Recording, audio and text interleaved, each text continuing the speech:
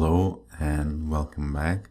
The first thing that we need to have is Python. So we need to download Python. And we can click on the first one on python.org. And we just need to basically click on download Python 3.8.3. And very similarly, so you just click again here and then you just follow the instructions.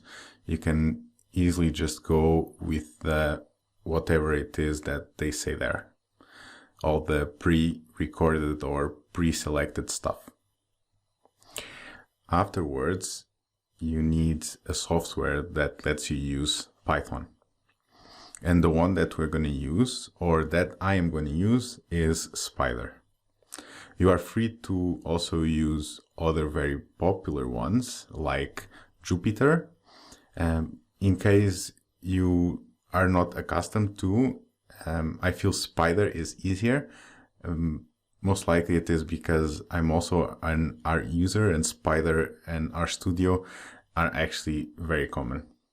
But if you're using Jupyter, also please feel free to do so.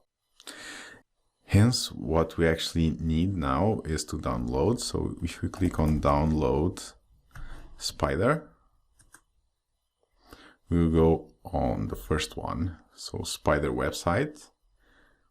We go here to download. And then we see here that Spyder is part of the Anaconda distribution. So basically you would download Anaconda, which is where Spyder belongs to, and also you'll also download some other things that you can use as part of the Anaconda. This is no virus, you can just simply do it and it's super fine. So if you were to click on download Anaconda or Spyder with Anaconda, we see here. So these are the packages that you'd be getting. So you have TensorFlow for deep learning. You also have pre-installed packages like pandas or matplotlib. And you have Jupyter as one of the IDE, or a software in which you can use Python.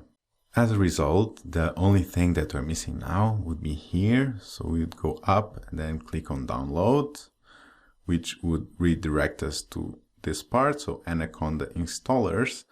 We would go with Python 3.7 and we would go with this 64-bit for Windows. If you have Mac or Linux, please feel free to choose.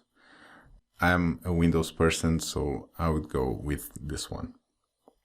We would need to wait and then just go with the pre-selected stuff. And by the end of it, you'd be ready to go and use Python in Spyder or Jupyter, if that were to be the case. Hence, I would finish off this video, and I hope to see everyone soon in the next video, now that we have everything set up in order to do our practice tutorials. And until then, enjoy.